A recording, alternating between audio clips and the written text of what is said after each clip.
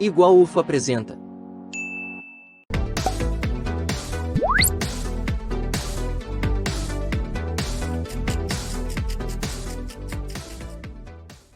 Boa tarde, gente.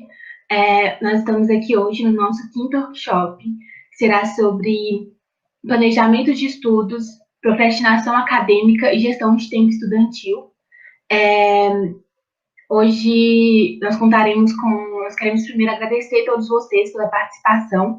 Essa é uma ação coletiva do projeto de ensino Transformar Modos de Ser, Estar e Viver de graduandos pretos, pardos e indígenas, sobretudo os que estão na condição de risco acadêmico, que são os estudantes assistidos da Pró-Reitoria de Assistência Estudantil, a PROAI. Essa é uma proposta elaborada pelo Serviço de Apoio Pedagógico da Divisão de Promoção de Igualdade e Apoio Educacional de PAI, em atendimento ao edital número 4/2020 do Programa de Bolsas de Graduação PPG, da Pró-Reitoria de Graduação PROGRADE, pelo intermédio de uma parceria entre a Diretoria de Ensino, DIREM, e a Diretoria de Estudos e Pesquisas Afro-Raciais, de EPAF. Para abrir o nosso evento hoje, e para já contextualizar vocês um pouco sobre o tema, eu gostaria de chamar Amanda de Souza Marques, que ela também é bolsista aqui no projeto Igual UFO, e ela vai trazer um pouco sobre... ela vai fazer uma fala sobre essa realidade do estudante. Ela vai falar também um pouco sobre a tese do coordenador Antônio Neto. Amanda, pode ficar à vontade. Oi, gente, tudo bem? Vocês estão me ouvindo, tudo bem? Oi, Tamires, muito obrigada por essa introdução. Eu vou compartilhar a minha tela aqui, gente, peraí. Então, esse é nosso fechamento. Agora, para encaminhar para o final, eu vou apresentar as conclusões da tese do Antônio Neto, nosso orientador, que são as características do modo de estar na graduação e ser graduando em risco acadêmico, que foi o que a gente muito observou no nosso projeto também, só que no nosso projeto por uma perspectiva decolonial, por uma perspectiva étnico-racial, trabalhando com os cotistas PPI. E essas características do risco acadêmico, do estudante que está nessa situação, a primeira é dedicação às atividades acadêmicas sem se situar no ambiente universitário com organização prévia. Então, a gente acha que de só entrar na universidade garante o ser universitário, quando na verdade é por um processo de integração, né? E isso exige muito, existe uma organização, não é só passar na universidade aí, né? Então, o ser universitário também é se tornar. A segunda é crença de que hábitos de estudo, concentração e disciplina aparecem espontaneamente. Quando, justamente sobre o que eu falei, isso não vem do nada. Essas regras de ser universitário, elas são implícitas e a gente vai aprendendo isso de acordo com o que a gente se dispõe e também é moldado dentro da universidade. E isso existe bastante sistematização. Além disso, a falta de reflexão sobre o trabalho estudantil, no sentido de que o trabalho estudantil ele tem peculiaridades como qualquer outro tipo de trabalho. Então, é um trabalho extenso e é um trabalho que a gente apreende com muito esforço ali também, dependendo da integração, o que os professores, o aluno, a instituição, tudo isso, essa rede interagindo. Não uso de procedimentos sistematizados para coletar dados da situação acadêmica, pessoal ou profissional. Então, entender que essa sistematização e essa organização prévia e o fato de conhecer como conhecer já é um trabalho, e é um trabalho cotidiano. Permanência na universidade sem entender o que é ser universitário. Então, como eu falei, só a entrada a vaga não garante que o estudante se torne sujeito da construção do conhecimento. Isso vai muito depender do curso, de como está sendo o processo de inclusão desse aluno, como que ele está interagindo com esse meio, como é que esse meio também está se abrindo, né? E a gente vê que com cotistas existem outras nuances ali, que não são só um recorte, né? É toda uma estrutura. Falta de percepção da inter-relação trabalho-discente, trabalho-docente e ambiente institucional. Então, é o que eu falei, né? Muito além da individualidade. Então, as ações a atitude de estudar não é uma ação isolada. Então, como se dá essa inter-relação do professor, do aluno, do ambiente institucional e de como tudo isso pode produzir um sujeito dono do seu conhecimento, né? E que também se torne um profissional. Execução de atividades acadêmicas diversas sem relacionar com as dificuldades da vida universitária. Então, é essa separação, esse distanciamento entre você fazer atividades sem pensar nas dificuldades que você tem, sem tentar melhorar a partir disso, talvez achando que a execução dessas atividades acadêmicas é algo mecânico, quando, na verdade, é muito dinâmico e muito construído. Por isso, a importância do apoio pedagógico também. Falar de pesquisa, metodologia científica, eventos, formações, resumos, seminários, projetos, sem materializá-la com a escrita. Por quê? Porque a escrita já é um meio de se pensar crítico, de se inscrever no meio universitário e não separar a pesquisa da escrita. Isso tudo está muito junto e integrado e é uma forma de se pensar mais criticamente do universo acadêmico. Confusão de procedimentos de estudo com fórmula. Então, fica parecendo como se houvesse um único meio de estudar, como se fosse uma fórmula única. E, na verdade, isso acaba ignorando as facilidades, as peculiaridades do aluno. E isso é muito importante, pensar num procedimento como um trabalho, uma caminhada. E, por fim, o Antônio ele cita as limitações que foram narradas pelos alunos, que a gente também presenciou nesse projeto atual, vamos ter mais para frente no nosso relatório, mas a intensidade da vida social, preocupação com problemas emocionais, familiares, financeiros, interacionais, trabalho como complemento orçamentário, dificuldade de leitura e escrita, não identificação de problemas da vida estudantil e sensação de falta de atenção do docente por parte do professor. Bom, gente, esse foi o mapinha mental que eu montei e eu espero que tenha ficado claro, tenha ajudado, porque isso ajudou bastante para a gente aqui do projeto, essa tese do Antônio, e a gente está vendo coisas similares, mas com ainda muitas adições para fazer. Muito obrigada, Tamires. Muito obrigada, Amanda. Com certeza, ajudou muito, foi ótimo, foi incrível. Realmente, o processo de estudar, embora muitas vezes pareça, né, embora muitas vezes nos venda, não é um processo mecânico, né, não é apenas decorar fórmulas, não é apenas você pensando em uma domesticação do estudante, é um processo bem mais profundo e é muito necessário que a gente pense nas particularidades mesmo desse estudante, né, como você pontuou. Não se pode ignorar isso, porque isso é primordial até para que esse estudante consiga se adaptar melhor ao ambiente, para que ele consiga escolher melhor o método de estudos. Enfim, é isso, acho que você falou muito bem. Vou chamar a nossa próxima convidada.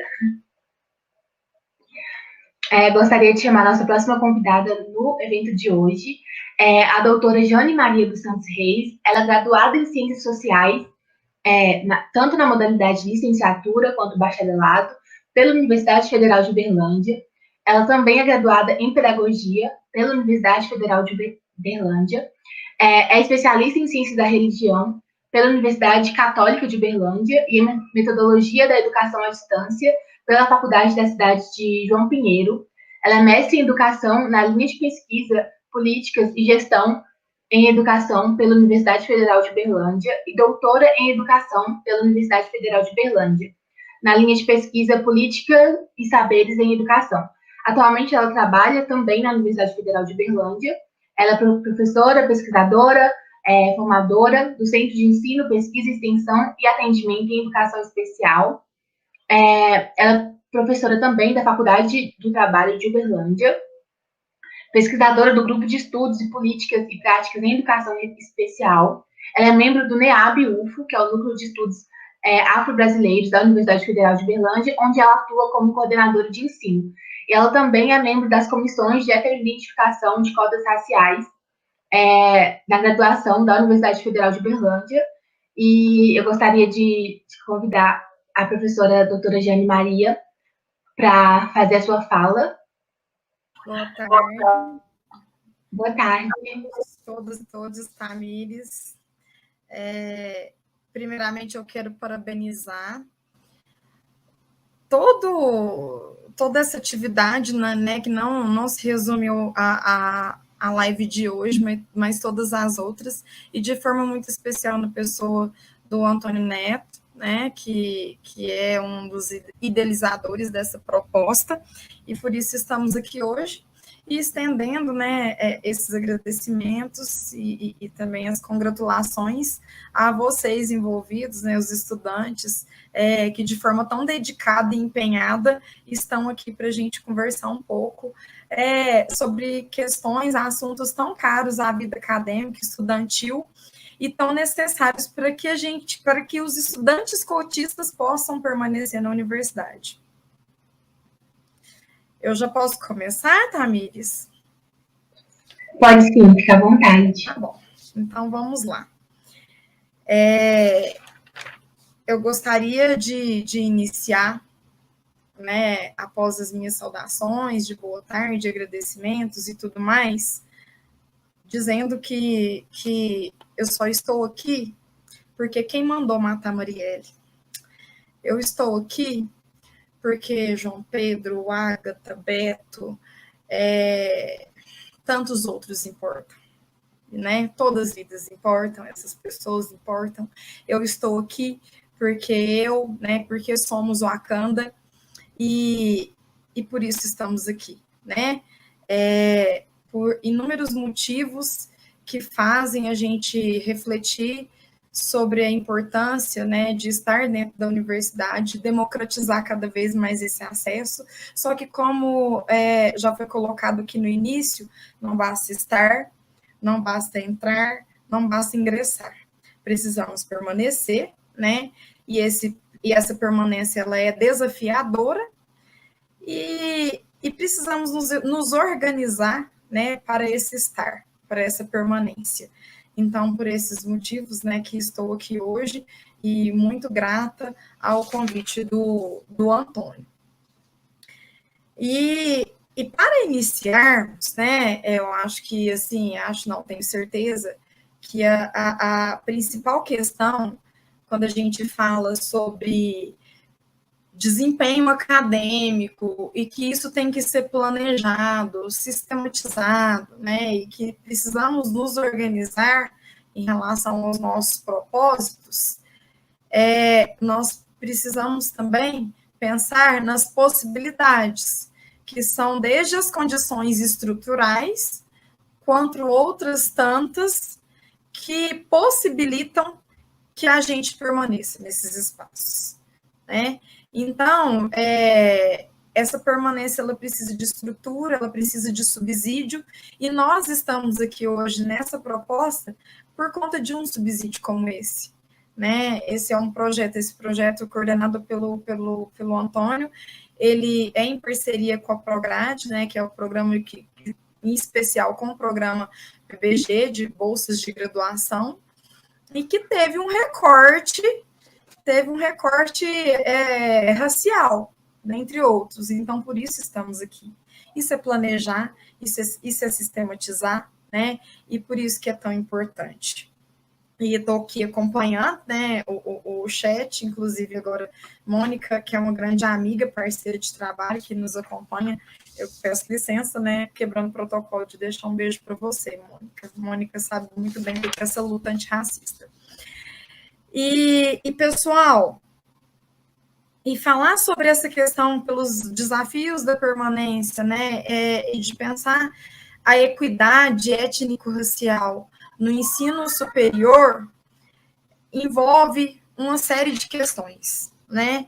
E aí eu gostaria de começar por essas questões, que eu até retirei algumas delas do guia do estudante, para que fomentar, né, aquecer os motores do nosso diálogo, da nossa discussão.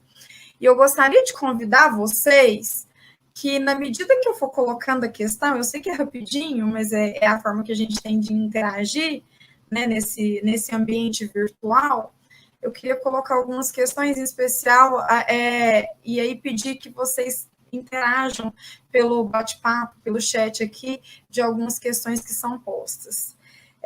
São questionamentos, né, que eu acho importante a gente se posicionar. Apenas o primeiro dado muito importante, eu gosto de fazer alguns levantamentos, né, que para ilustrar o quanto que o diálogo, né, o aprofundamento é essencial. Primeiro, apenas em cada 10 alunos de escolas privadas em São Paulo é negro. Segundo dado, o analfabetismo entre negros é quase o triplo a mais do que entre os brancos. Terceiro, personagens negros são apagados ou silenciados dos currículos escolares, como bem sabemos. E aí eu faço a primeira pergunta que eu convido vocês que estão conosco agora a interagir.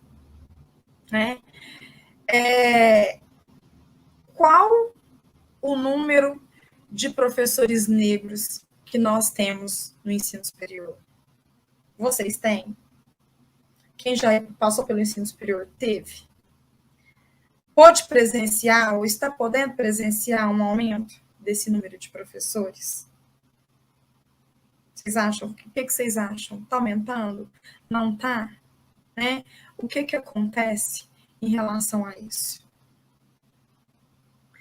É uma pergunta muito importante, e aí eu aguardo a interação de vocês no chat, porque a nossa conversa, o nosso diálogo de hoje passa muito pela questão da representatividade. A Geise, ela falou, eu tive 3 professores. Eu vou me arriscar a dizer que a Geise, ao longo da vida dela, está falando que teve 3 professores. A Amanda está me contando aqui, nos bastidores, que teve 2 apenas na psicologia. Tainara, 2. Eu, 2, no máximo 3. A gente pode até, né, acirrar esse diálogo. Eu acho que vai dificultar muito mais se eu perguntar assim, quantas professoras negras, né, vocês tiveram? Sara não teve nenhum, né? Então, assim, por aí começa a questão de representatividade. Se nós passamos por uma formação de que não tem pessoas negras ou que elas foram exceções, como que nós vamos conversar sobre isso? Né? Então, assim, começa aí o nosso diálogo. Aí eu venho com um dado muito importante, que ele é muito retomado quando a gente conversa sobre questões étnico-raciais, que negros, né, como bem sabemos, eles são majoritários na população brasileira, em torno de 54% aproximadamente. Mas qual os espaços que essas pessoas estão ocupando? Que nós, aí eu falo por mim e todos os negros e negras que estão aqui conosco nesse momento, né? Quais os espaços que nós ocupamos? Eu, Jane, servidora do prédio da reitoria, quantas pessoas negras que eu vejo passar por mim, e agora, né, remetendo, agora a gente está em home office, mas em momentos de trabalho presencial, quantas pessoas negras, homens e mulheres, passam por mim e fazem parte do meu cotidiano de trabalho lá dentro do prédio da reitoria? Quantos? Ah, mas aí eu tenho uma coisa para falar para vocês. Vocês estão falando de quem? De cargos de gestão superior? Pouquíssimos. Mulher? Piorou. Ah, mas e se eu pensar na equipe das pessoas terceirizadas que fazem a limpeza do prédio? Muitos negros e negras, né?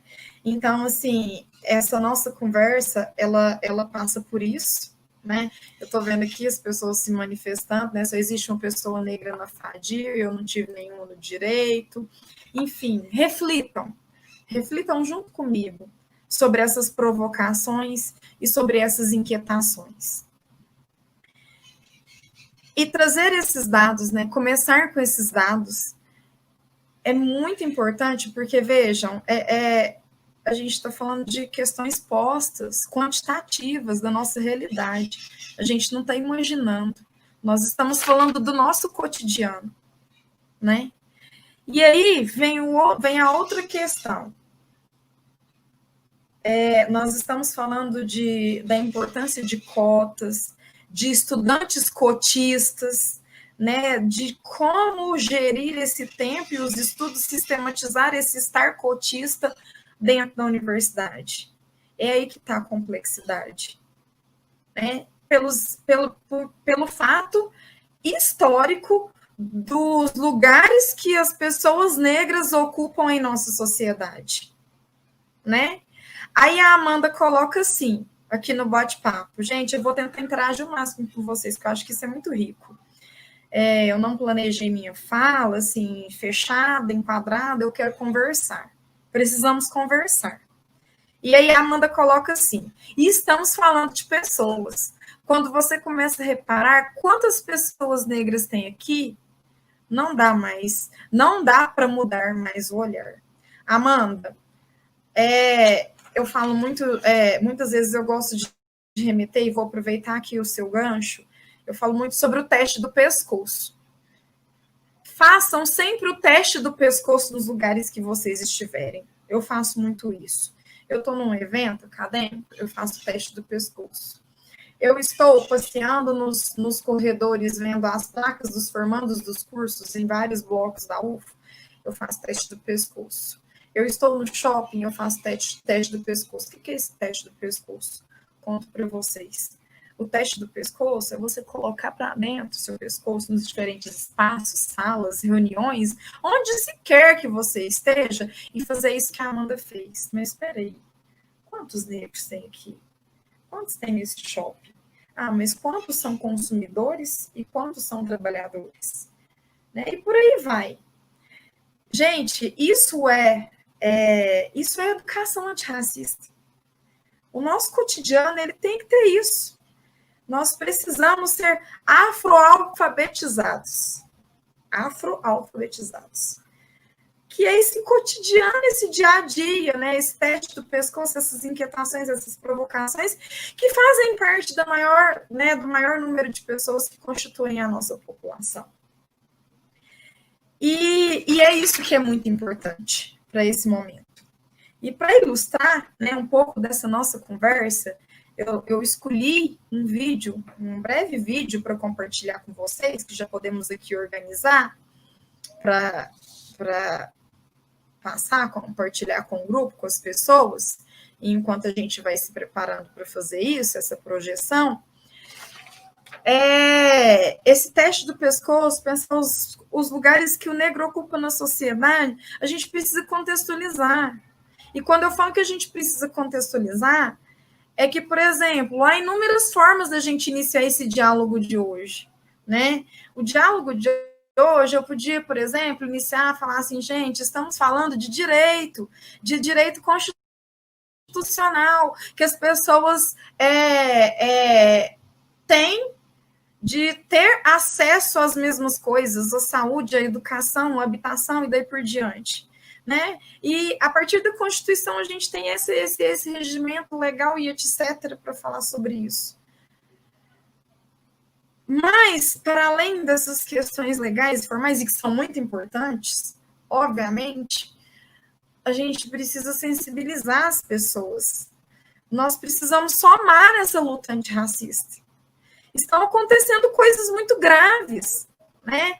Às vésperas, na transição do dia 20 de novembro desse ano, um dia de contestação, de reflexão sobre a situação dos negros e negras no nosso país, nós tivemos uma morte brutal, né? Num supermercado. Então, a gente precisa estar muito conectada a essa nossa realidade, as particularidades, as especificidades do nosso país, da nossa cidade, da nossa universidade, que senão não faz sentido a gente falar sobre essas questões. Então, é dessa maneira, né, que eu gostaria de abrir. Eu solicito, por favor, quem estiver aí na organização, o vídeo, que já podemos passar, para continuar a nossa conversa. O papel da educação, ele é fundamental até mesmo para a questão de se reconhecer e se aceitar como negro.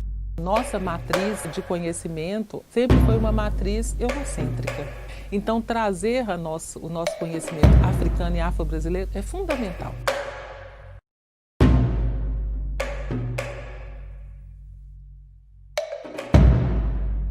Estamos passando por um processo de afrobetização, né? Então, é mesmo se alfabetizar para as relações mesmo, né? De negritude, de pertencimento. A nossa matriz, né, de conhecimento, até então, né, sempre foi uma matriz eurocêntrica.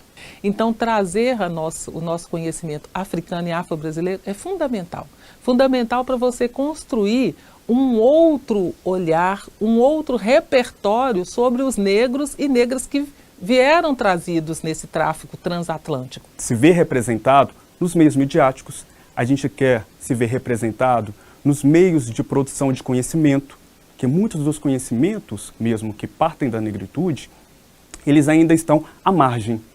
Então queremos trazer, né, para o centro. Do ponto de vista de mudanças, por exemplo, em termos da matriz curricular, né, a universidade desde 2013 vem implementando as disciplinas dos saberes tradicionais, né, que trazem para dentro da universidade mestres e mestres, né, da cultura popular, dos quilombos, indígenas, das religiões de matriz africana, né, que trazem outros conhecimentos que até então eram invisibilizados, né, nessa dinâmica racista mesmo, né, de achar que negras e negros não têm conhecimentos, não produzem conhecimentos.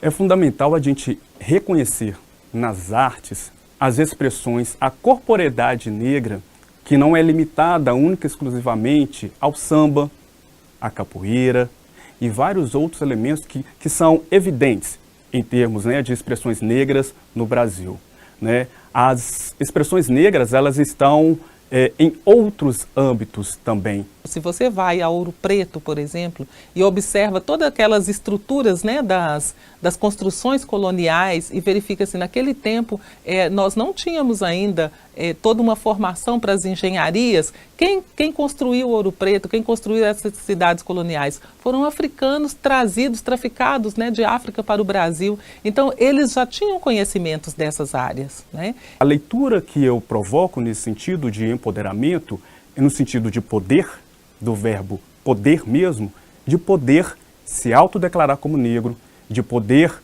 ter a sua negritude exaltada, valorizada e representada em vários sentidos. Então é nesse sentido de poder, eu posso.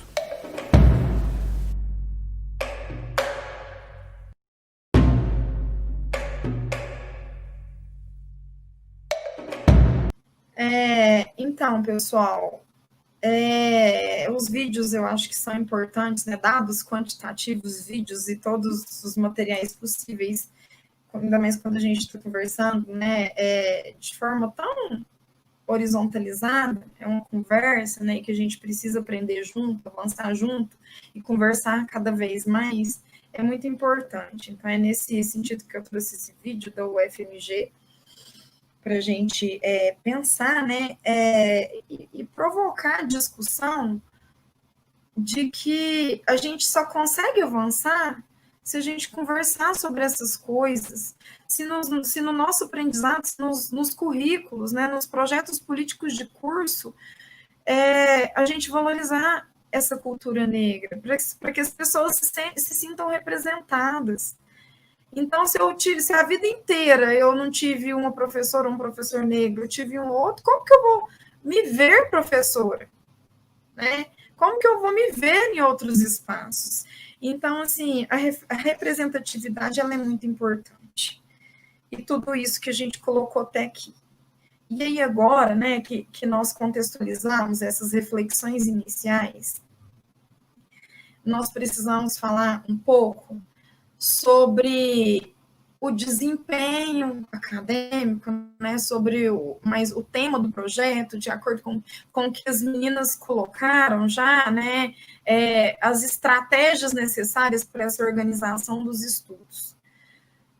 E a gente tem que pensar tudo isso de uma maneira muito cuidadosa. Muito cuidadosa, por quê? Porque quando a gente está falando, né, que nós já falamos sobre essas particularidades do ser negro nessa sociedade, então, para que realmente as pessoas negras elas sejam incluídas e permaneçam no ensino superior e que se tornem profissionais, a gente precisa sempre pensar no viés da equidade, né? Igualdade na estrutura que a gente tem, impossível, né? Discurso meritocrático, impossível, né? De falar que cada um tem que correr atrás do seu e que se vire para lá. Esse papo aí, aqui não cola, é uma perspectiva extremamente neoliberal, individualista, capitalista, mercadológica. Então, o que cola é a gente pensar por vez da promoção da equidade, para a gente tentar ter entradas e permanências mais justas. E o que me marcou, muito recentemente, não faz muito tempo, essas coisas da gente ficar olhando rede social, Instagram, Facebook, um amigo postou assim, eu não esqueço essa imagem, ela foi forte para mim. E eu vou tentar transmitir para vocês. Eu quero procurar essa charge, eu esqueço. Mas eu conto para vocês, é fácil de interpretar. Pensem em uma imagem que tem duas pessoas olhando uma janela. Só que elas são de estaturas totalmente diferentes, né? Vamos supor que uma tem 2 metros de altura e a outra 1,30. Então, a mais alta, sem nenhum subsídio, tranquilamente, pela altura que ela tem, ela consegue ver amplamente tudo que tem naquela imagem da janela. A outra, de estatura menor, de 1,30 m, ela não consegue. Ela vai tentar pular para conseguir ver aquela imagem. O que ela vai precisar? Se colocar ali, 4, 5 tijolos, ela vai conseguir ter uma altura necessária para conseguir ver aquilo. Colocar os tijolos para que essa pessoa consiga ver, ter o mesmo alcance de visão que a outra, é uma via de equidade. E eu acho que esses exemplos, essas visões muito simples e muito fortes, elas são ótimas para a gente entender questões sérias que estão postas na nossa sociedade. Então, equidade é isso. É possibilitar as diferentes pessoas com as suas particularidades o acesso às mesmas coisas, ou a permanência das mesmas coisas, falando de uma forma muito, muito sintética, né? Equidade é isso. E esse projeto é isso, não é diferente dessa imagem. A proposta do professor, do Antônio e outras do PBG, né, esse recorte fantástico para os cotistas, é isso. Né, promover essas questões. E uma coisa muito importante que eu queria dizer aqui, eu queria dar mais 2 exemplos em relação a isso. O primeiro, esse mais simples, mais amplo da charge, mas agora nós temos outro. A gente conversa, quando eu falar no NEAB a gente conversa muito uma coisa em processo seletivo, porque quando as pessoas estão concorrendo a vagas, né, sobre os critérios. E uma coisa nesse sentido que é muito injusta, por exemplo, selecionar as pessoas pelo CRA, que a gente sabe que CRA é uma média de nota, né, do quantitativo das notas que você teve ao longo dos semestres da sua vida acadêmica. Mas, e o aluno, por exemplo, do curso de exatas, que está fazendo cálculo, mas que tem historicamente dificuldades na área de matemática, que seja, e que precisa de auxílio para estar bem nesse cálculo, ele já vai passar longe de conseguir galgar uma vaga dessa. Então, CRA nesse sentido, complicado. Segundo e último exemplo, vamos pensar em bolsas de intercâmbio, né, entre países. O acesso a idiomas, né? A fluência em idiomas. Vamos pegar o principal, o inglês. Qual o estudante negro, né? E lembrando que junto com o ser negro, eu estava olhando o mapa. Ai, gente, eu tinha aberto aqui, eu fechei. Eu tinha visto um infográfico de uns dados quantitativos, eu estava me preparando para hoje, eu deixei aberto e fechei. Mas, enfim, colocando que 75% das pessoas negras do nosso Brasil, do nosso país, são pobres. Que acesso que essa pessoa negra teve ao longo de sua vida a passar por um curso de idioma? Qual que é a possibilidade? Aí vem um intercâmbio e fala assim, a classificação é por quem tem influência na língua. Quem dança? Cotista. Aquele que não teve acesso. Então, quando a gente começa a preocupar com essas questões, né, de equidade, é que nós começamos a nossa preocupação com o tema central desse projeto, né, que é o desempenho acadêmico, estudantil e a importância de organizar. Então, a importância de pensar em projetos, programas de permanência, para que desde o momento que o estudante cotista coloque o pé dentro da universidade, para que ele construa ao longo da sua vida os pré-requisitos necessários para o seu desempenho acadêmico, isso é planejar de maneira equitária, né? Isso é combater uma coisa que a gente ainda não conversou aqui, é porque vai vir tantas coisas na minha cabeça, e vocês podem colocar aí no chat também, que a gente vai direcionando para o nosso diálogo. É pensar que nós estamos combatendo o racismo estrutural, né? E o racismo estrutural, e que a gente precisa movimentar os lugares, os espaços onde o negro ocupa, alguns que eu já relatei no início da minha fala, né?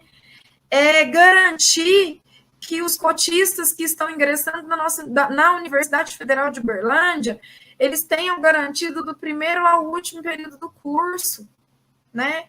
Com inúmeras possibilidades. E eu apresentar esse universo para o aluno que está, né, começando e está no decorrer da sua vida acadêmica é muito importante, né? Isso é pensar efetivamente, pautar na equidade. E aí eu faço um parênteses, né, porque hoje não é o nosso foco da nossa conversa, por isso que é tão importante. E eu sou uma defensora veemente do sistema de cotas nas nossas universidades do nosso país. Cotas são essenciais. Só que o meu parênteses é no seguinte, hoje a gente não está conversando sobre o ingresso, né? Sobre a importância dos procedimentos, né? De fazer jus, que as vagas sejam devidamente ocupadas, que a gente também precisa muito conversar sobre isso. Estamos num processo que vem avançando, né? Esse ingresso. Ainda precisa melhorar muito, mas nós já avançamos. Mas aqui, pelo público, a proposta do projeto, pela delimitação do tema, né, que nós estamos discutindo, o nosso foco, a nossa pegada é permanência. Estamos conversando sobre permanência, né? Então, conseguir permanecer ao longo da minha vida acadêmica sendo cotista é pensar nessas entradas, pensar assim, se não pode ser por CRA, qual que é a possibilidade que a gente tem, né? Esse cuidado que o Antônio, eu falo professor porque o Antônio, né, enfim, também, todos somos professores. O cuidado de sistematizar, de me preparar para esses estudos é muito importante para que eu possa vir ocupar outros lugares de fala a partir da minha formação, a partir do curso de graduação que eu vou concluir, né? Ou do mestrado que eu vou tentar, ou da vaga na empresa que eu vou concorrer, né? Uma vaga de trabalho. Então, esse planejamento ele é muito importante nesse sentido, né? E vejam, é processual, né? É algo amplo. e que precisa ser discutido, que fala sobre cotas, sobre direitos, sobre racismo, sobre equidade, sobre a importância dessa formação para as relações étnico-raciais ao longo de uma vida. Então, a gente precisa estar preparado para falar sobre isso, né? Como coloco no vídeo. As pessoas, elas precisam passar por um letramento social. O nosso vocabulário está arraigado de preconceito, né? De preconceito de marca, de associar o negro a tudo que é de ruim e ao preto, né? A outras questões, diferenciar preto de negro, né? Isso tudo é muito sério.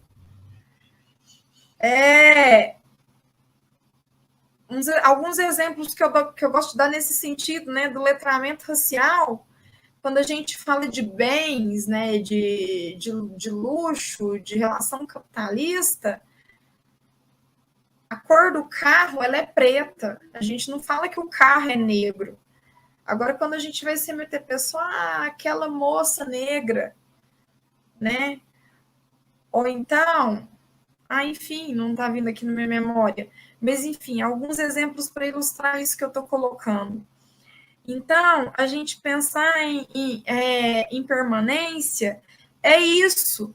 E aí, uma coisa muito importante, que essa conversa, ela não deve ser apenas de negros para negros, né? Ela precisa ser para a sociedade. E aí eu separei um trecho do professor Mário Sérgio Cortella, um filósofo, que ele recentemente fez todo um material para o UOL falando sobre racismo, e que ele fala assim, isso, Tainara, a grana é preta, o mercado é negro, né? E daí por diante. E o Mário Sérgio Cortella, ele fala assim, não posso falar de racismo, como não posso falar de fome. Eu sinto fome, mas não passei fome. É como racismo.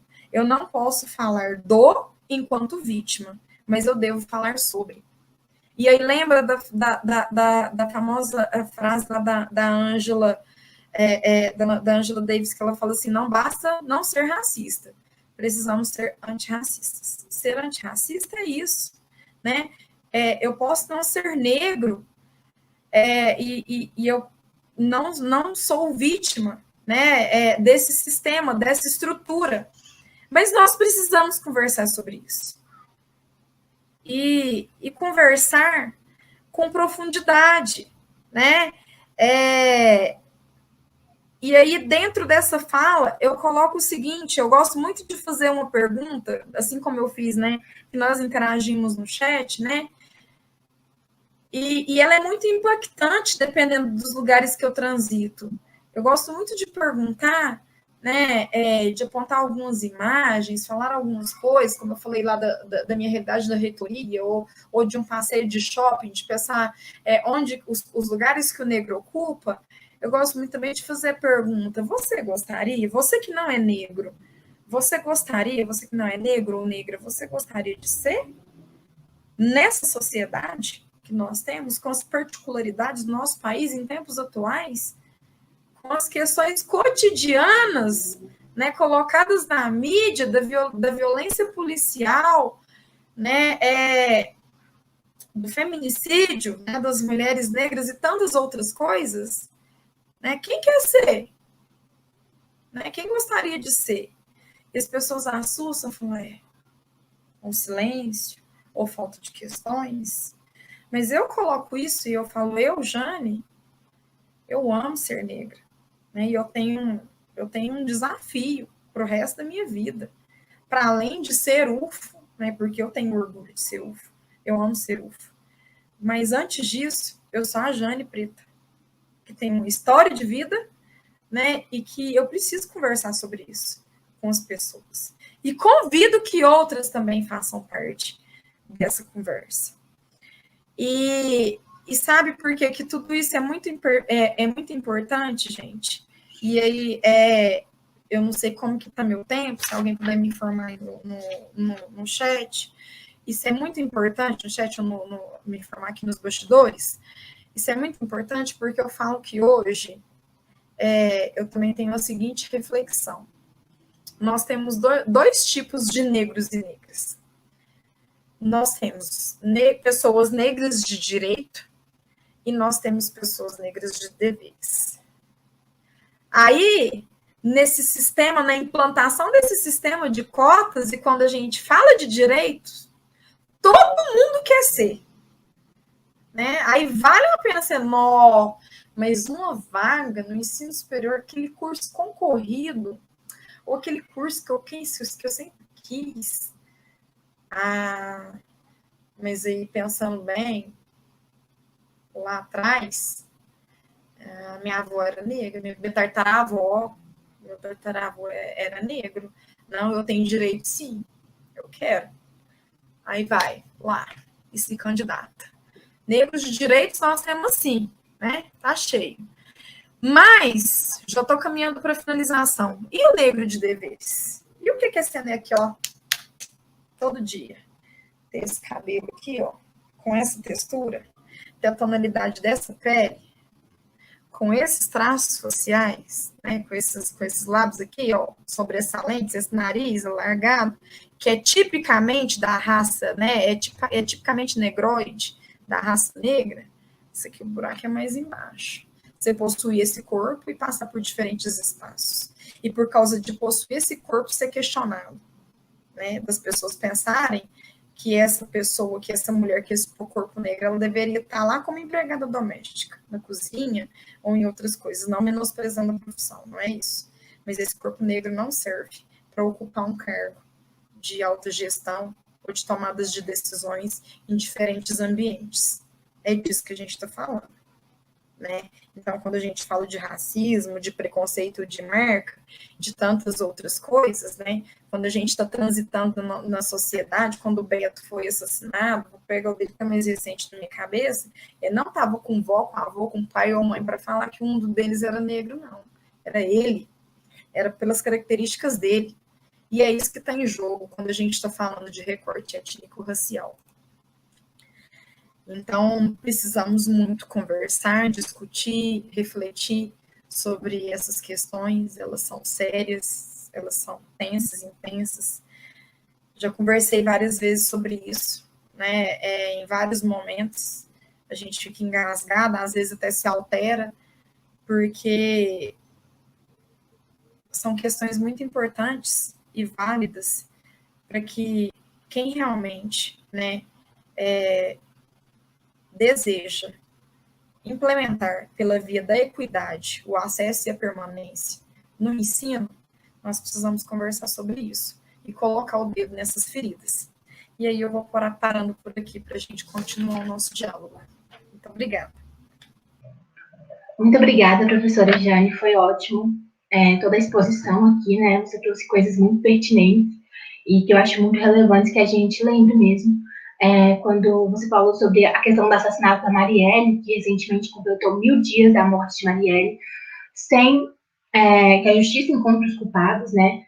Sobre o assassinato do Beto também, e a gente tem vários outros nomes, como Agatha Félix, como Cauã.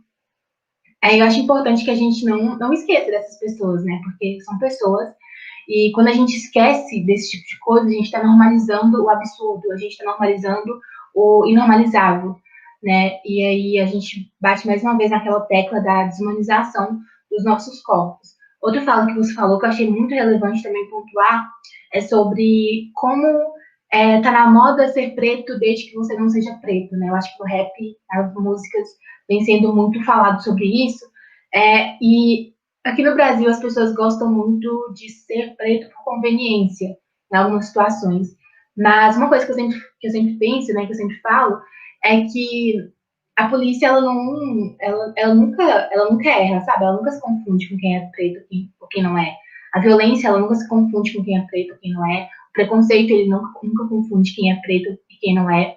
Então, eu acho que, assim, é muito claro, sabe? Muito evidente para todo mundo que, no contexto brasileiro, quando a gente vai falar de cotas raciais, a gente está falando de fenótipo e não de genótipo, né? Porque é um Brasil que veio da miscigenação, e aí, mais uma vez, a miscigenação, ela surge do estupro, né, de escravas. Mas, enfim, foi excelente a sua fala. Vou dar continuidade aqui em razão do tempo, né? A gente está com um quadro novo aqui no Igual UFO, para encerrar com chave de ouro o nosso projeto, né? Hoje é a nossa última oficina. E é um quadro de perguntas. Vamos ter 2 convidados hoje. O primeiro convidado é um advogado, é o Antoniel Cruz Ramos.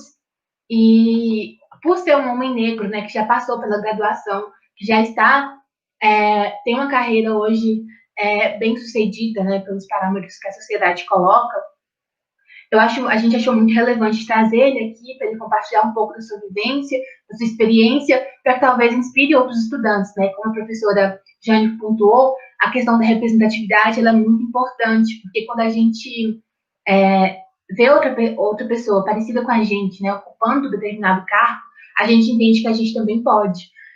Como eu falei, eu sou estudante de Direito, né, na UFO, e na FAD só tem uma professora negra. Então, eu acho que isso é realmente muito relevante, e é relevante também que a gente não se contente apenas com a representatividade simbólica, né? Porque não é só ter uma pessoa ali para cumprir a cota, digamos assim. Eu acho que a gente sabe que nós somos a maior parte da população, então eu acho que a gente tem que exigir mais, porque é nosso por direito mesmo.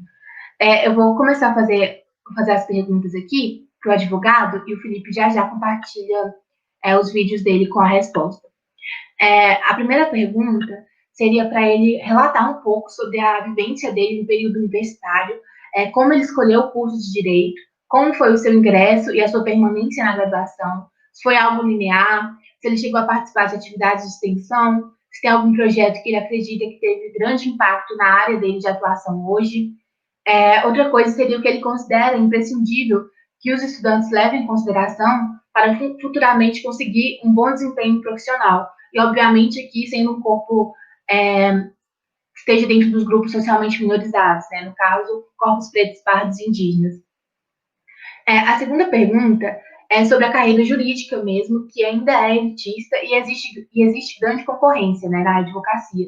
Então, seriam quais dicas que ele poderia dar para que um profissional consiga se destacar em mercados, né, no geral, onde existe grande concorrência, e, mais uma vez, enquanto um corpo negro, enquanto um corpo preto, pardo e indígena. E aqui, para ele encerrar, eu pedi para que ele fizesse uma breve reflexão sobre a ascensão dos grupos socialmente minorizados, né, através da educação. Então é isso, pode compartilhar o vídeo, por favor? Olha, minha vivência na universidade foi, assim, um pouco difícil, porque na época, em Salvador, uma cidade com a população acima da média de negra, vamos dizer, na minha sala tinha aproximadamente 40 alunos e pretos mesmo, assim, nós éramos em torno de, no máximo 10, no máximo. Então isso foi muito percebido por todos nós, mas era como uma coisa natural. Eu tive dificuldades na universidade porque os meus pais não tinham condições de arcar com o meu curso. Eu fui beneficiado pelo crédito educativo e foi com dificuldade. Em relação à escolha do curso, eu sempre quis fazer o curso de Direito. Eu acreditava que a minha ascensão profissional seria por meio desta oportunidade e não tive dúvida. Eu realmente, desde a época de estudo preliminar, eu já aspirava a realização do curso de Direito. Em relação à atividade de extensão, eu, na época, estava na implantação dos juizados especiais, através da Lei 9.099/95, e eu tive a oportunidade de fazer estágios nos núcleos, né, de juizados cíveis e especiais. Eu acho que foi muito importante. Eu tive uma grande bagagem com essa participação de extensão. Também estava na implantação dos estudos e do Código de Defesa do Consumidor, e tinha os núcleos, né, de defesa do consumidor também, e me ajudou bastante. Em relação a esses cursos de extensão, foram esses dois que me trouxeram bastante experiência para a minha vida profissional ainda hoje. O projeto de impacto de participação, eu acho que foi esses cursos, mas também o que me ajudou bastante foi estudo mesmo. Eu acho que você pode participar de vários cursos de extensão, ser bastante participativo, proativo, mas eu vou dizer uma coisa para vocês: nada faz diferença do que o estudo. É o estudo mesmo. Tem um jurista na época que era muito famoso, Calmon de Passos, né? JJ Calmon de Passos, em Salvador, e ele dizia que a inteligência está na bunda. Ou seja, se você não sentar, não concentrar e não tentar absorver de forma substancial o conteúdo que você precisa, você infelizmente vai ficar para trás. As pessoas vão passar pela sua frente e você vai achar que as pessoas foram privilegiadas pelo sol, pela lua, mas na verdade a grande diferença é o estudo. O esforço é o estudo, é a prática diária, o hábito diário de você dominar aquele assunto mais chato, direito penal, aquele direito que você talvez sinta mais dificuldade. Mas olha, pode participar de tudo que você quiser, mas nada faz diferença do que o estudo. É sentar e estudar mesmo. Essa é a grande experiência que eu tirei da vida. Eu acho bastante importante para você conseguir um bom êxito no mercado de trabalho e a sua ascensão profissional, mais uma vez, é o estudo. Veja, eu acho louvável hoje os acadêmicos de direito têm a oportunidade de fazer o curso da OAB, de prestarem a prova da OAB, ainda estudando, ou seja, no último período, você já pode fazer, né? E muitos estudantes, muitos conseguem serem aprovados nesta fase. Então isso quer dizer que durante o curso a pessoa foi preparada, a pessoa estudou, e essa diferenciação, quando você consegue ser aprovado no curso de Direito antes mesmo de você terminar, isso significa que você já está preparado para um outro concurso ou até mesmo para o exercício da advocacia. Então, vejam que o que eu disse na fala anterior em relação ao grande diferencial, participação da extensão, continua sendo o estudo, continua sendo a preparação. E isso é muito importante, vai trazer destaque na vida profissional, se você vai querer seguir a carreira para advogar, para fazer concursos, enfim. Eu gosto muito do desafio de que o curso de Direito é a melhor opção. O curso de Direito te traz muitas possibilidades. Eu até brinco lá com os meus filhos e até com alguns acadêmicos que nós podemos tudo. Nós podemos tudo. Algumas profissões aí, com todo respeito, só pode uma coisa, no máximo duas, mas o curso de Direito, você pode tudo. Posso ser advogado? Posso. Posso ser defensor público? Posso. Posso ser juiz? Posso. Posso ser promotor? Posso. Posso ser um acadêmico? Né? Posso. Posso ser um diplomata? Posso. Posso ser um diretor especializado na área do curso de Direito? Posso. Então, são várias, quase que infinitas possibilidades. Então, eu acho que tudo isso é uma oportunidade ímpar e nós devemos aproveitar todas essas oportunidades, evidentemente que pelo estudo, pela preparação.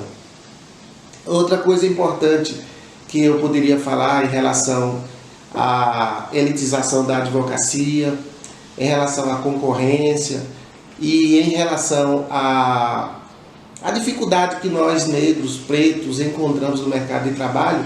Olha, isto é uma realidade. Isto é uma realidade. Hoje, os grandes escritórios de advocacia abarcam praticamente, em algum segmento social, todo tipo de ação. Exemplo, alguns grandes escritórios, até mesmo aqui em Uberlândia e no país inteiro, só para vocês terem uma ideia, representam a maioria dos bancos privados, né? Dos bancos privados. E, infelizmente, eles concentram essas empresas, grandes empresas privadas, e os bancos privados também concentram suas demandas em 2, 3, 4, no máximo, escritórios de advocacia. Nós não vamos falar por questão de ética, e então há realmente uma grande concorrência. Mas o que eu posso afirmar para vocês em relação à persistência no mercado de trabalho é que também tem oportunidade para nós. Tem oportunidade para nós. Graças a Deus teve para mim, vai ter para todo aquele que preza pela ética, pelo bom estudo, a busca da prosperidade. Tem essa oportunidade. Eu para ser sincero, eu não presto atenção na concorrência. Porque eu, com a minha luz, com a minha força, com a minha busca, com a minha persistência, eu consigo ter o que eu quero. Eu não estou falando de forma arrogante, pelo contrário, de forma humilde, mas tudo que eu sonhei quando eu estava no período acadêmico, eu já consegui. Eu consegui meu espaço, eu consegui o respeito, eu consegui atingir os meus objetivos. Olha, em relação à ascensão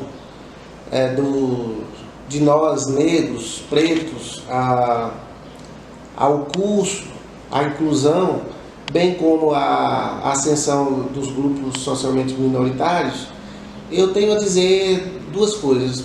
Primeiro que nós temos que aproveitar as oportunidades, e uma grande oportunidade, mais uma vez, é pelo estudo mesmo, e consequentemente, através de concurso público. Concurso público, eu acho fantástica esta oportunidade, porque nós podemos estudar e passar, né? Então, eu acho que é um diferencial, uma forma igualitária de se chegar a um objetivo. E, mais uma vez, é pelo estudo. Eu acho que qualquer esforço na busca de seus objetivos tem que ser pelo estudo. E, através do estudo, obviamente, fica mais fácil ser aprovado num concurso público, ou até mesmo ser aprovado numa seleção para trabalho em empresa particular. E, por fim, a sua própria qualificação profissional para você obter o destaque como advogado na prática jurídica e no dia a dia, no fórum e até mesmo na captação de clientes. Porque o cliente, ao conversar com uma pessoa preparada, seja ela advogado, médico, engenheiro, o cliente vai perceber a sua preparação. Então, em relação à concorrência, à elitização da advocacia e de outras áreas do direito, da ciência, a ascensão dos grupos socialmente minoritários, eu tenho duas questões importantes, substanciais para falar. Primeiro que o racismo é cruel, é um crime, é uma violência como outra qualquer. E qualquer tipo de violência a gente não pode compactuar. Estão dizendo aí, fazendo referência a todo tipo de agressão que é racismo, mas nós também temos que ter em mente o seguinte: primeiro, nós temos que combater tudo isso, mas em primeiro lugar nós temos que prestar atenção em nós mesmos. É em mim que eu tenho que prestar atenção, não é no racismo. Porque se eu prestar atenção em mim, no meu potencial, na minha luz, na concentração dos meus objetivos, eu vou vencer qualquer tipo de racismo. Isso eu tenho absolutamente certeza, convicção e até experiência prática. Eu vou vencer independentemente do racismo. O racismo não é nada. Então, assim, nem tudo é racismo. Tem que ter essa consciência, essa honestidade intelectual para perceber, e essa sensibilidade para perceber que nem tudo é racismo. Às vezes uma violência é fruto do despreparo humano, da violência interna que existe em cada ser humano, da forma como ele experimentou a vida, e não necessariamente racismo. Essa forma de violência pode se desencadear contra qualquer pessoa. A gente precisa ter essa sensibilidade para perceber isso. Agora, um tipo de racismo, de crime, como foi lá nos Estados Unidos, o George Floyd, como foi aqui no Carrefour, eu aí, vou ser honesto com você, eu já sou bastante enérgico e tenho uma posição bastante contundente. Eu acho que nesse caso, não se deve somente ir para as ruas e reivindicar direitos, não. Eu tenho uma posição bastante polêmica, eu acho que tem que ser punido mesmo, à altura. Então, é isso que eu tenho a dizer em relação a esse último ponto. Muito obrigado. Eu gostaria de agradecer ao doutor Antoniel pela fala, foi excelente.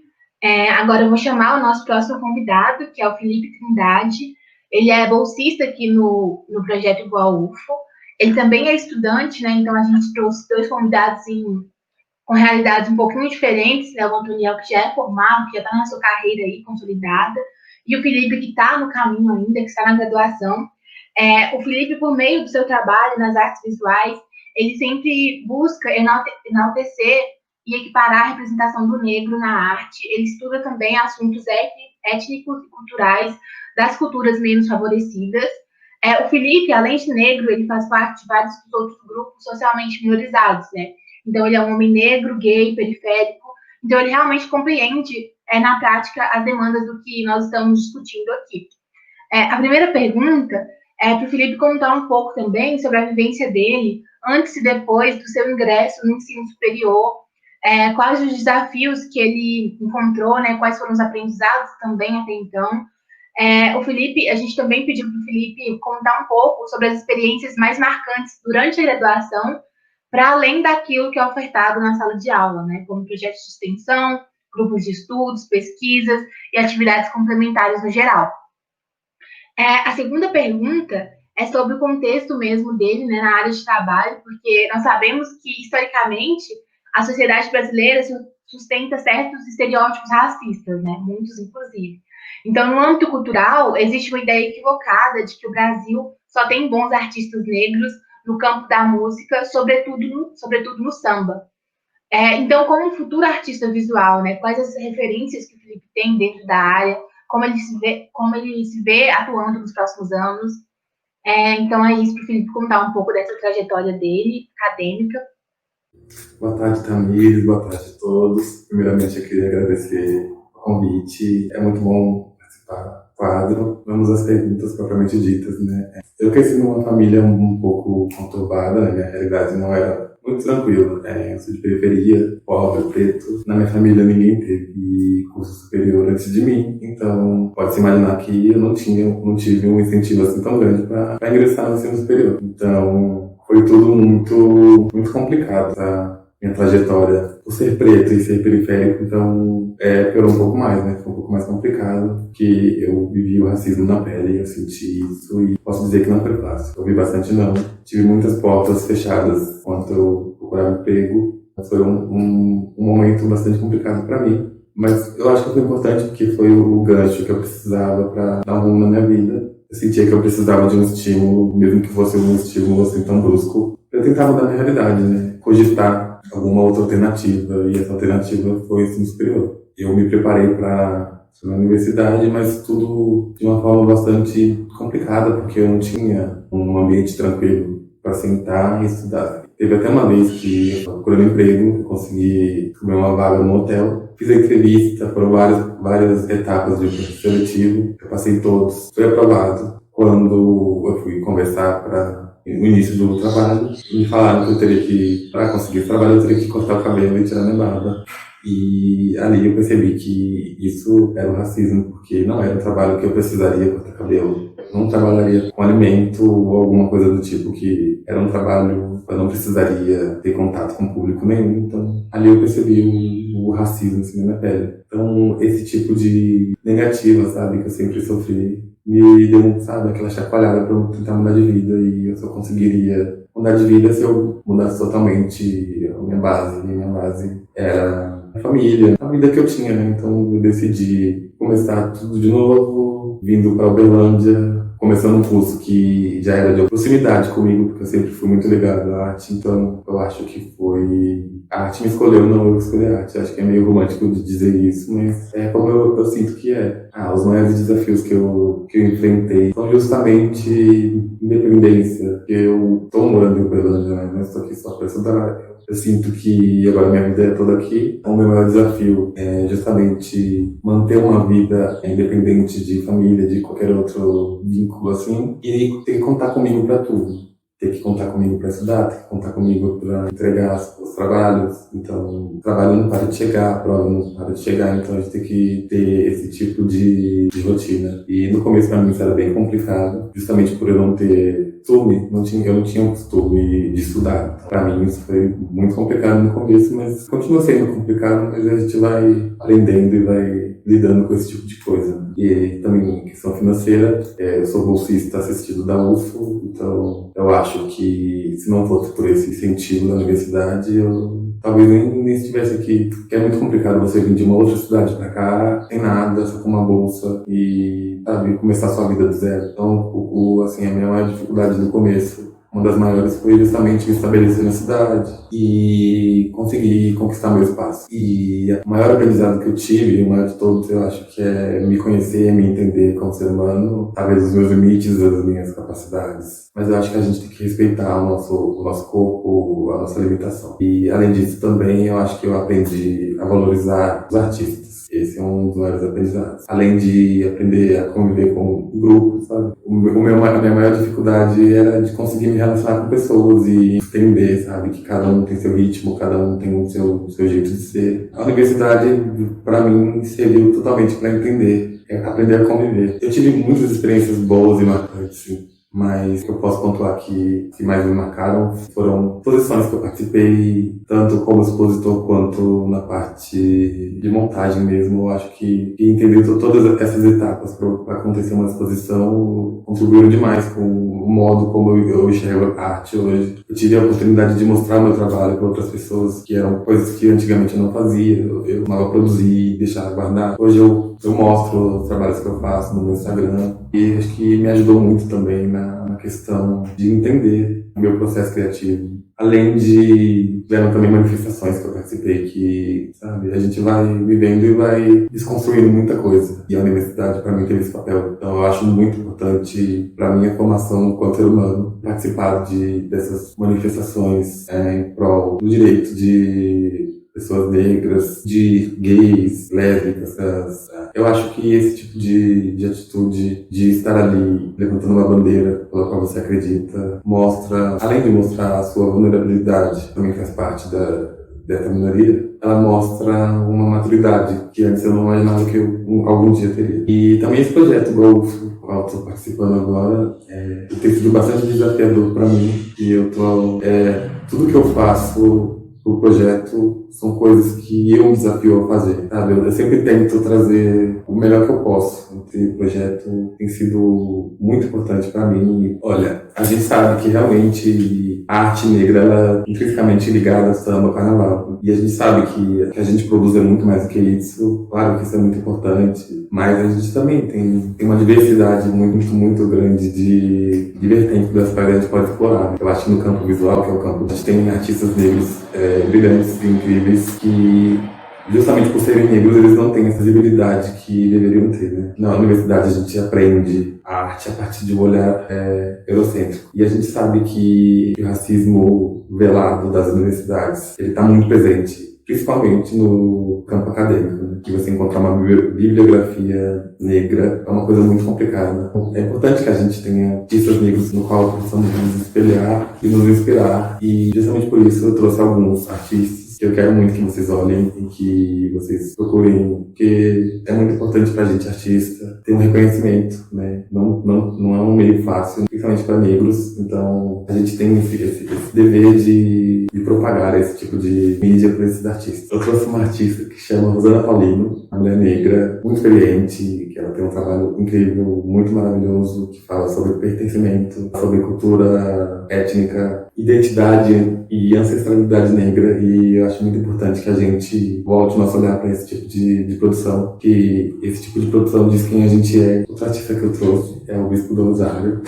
Ele foi um artista negro, mineiro, durado louco com muitos, mas a genialidade dele transpassa gerações, sabe? Ele deixou um legado muito grande, o trabalho dele até hoje tem desdobramentos no meio artístico muito grandes. Ele ainda é citado e referenciado amplamente. E eu acho que isso é um ganho, assim, para o nosso movimento, né? Artistas negros que tem uma ampla divulgação, assim. É uma artista negra chamada Crioula, é uma artista que está em voga agora. Infelizmente, não por bons motivos, né? Mas ela tem um trabalho impecável, assim, incrível. Ela é grafiteira, negra, brasileira. Ela, geralmente, nos trabalhos dela, ela costuma abordar o negro na essência. Ela vai muito além do tom de pele, do fenótipo. Muitas das vezes o negro é tratado por outras coisas, então ela tem a sensibilidade de conseguir transpassar isso de uma maneira, assim, perfeita. Infelizmente, ela está sofrendo ataques racistas, que não é considerada uma imagem bonita o suficiente para estar onde está. Mas, infelizmente, quando o negro ganha algum destaque maior, ele sofre esse tipo de retaliação, né? E eu acho muito triste, mas eu acho importante que a gente apoie o artista, sobretudo se ele está tendo alvo de tantas críticas e tantos ataques. Eu me imagino trabalhando no meio artístico, tendo o protagonista da minha própria história. Quando eu digo protagonismo, eu quero dizer preto que seja responsável pela sua própria trajetória, que eu possa desenvolver os trabalhos que eu pretendo, que eu possa desenvolver a minha linguagem, o meu caráter,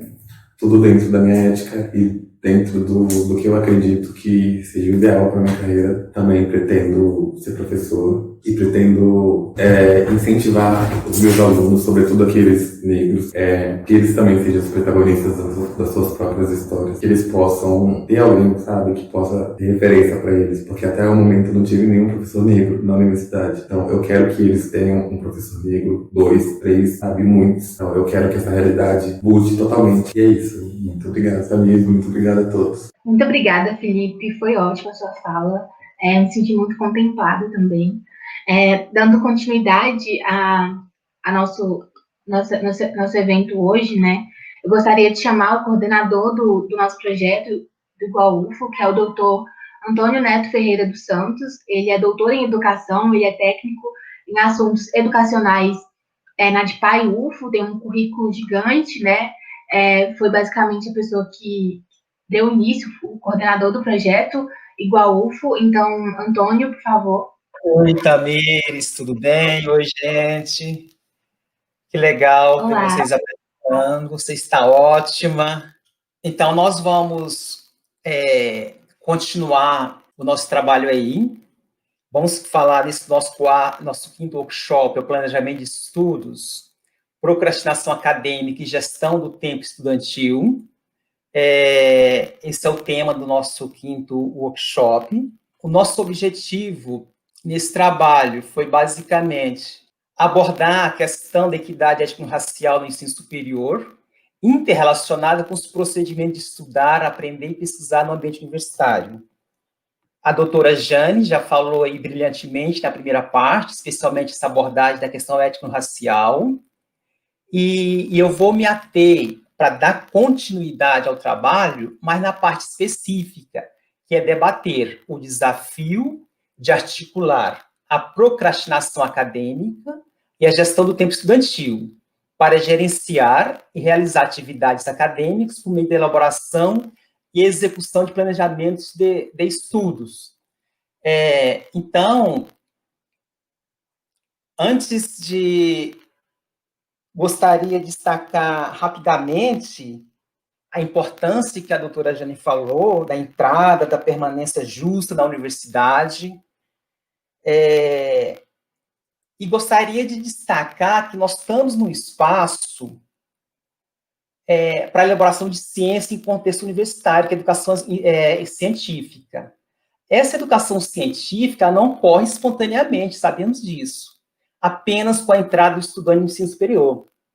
E nem mesmo com a execução de algumas atividades acadêmicas descontextualizadas em relação à atitude crítica que permita associar dinâmica e intrinsecamente o ato de estudar, aprender e pesquisar, que é o trabalho discente.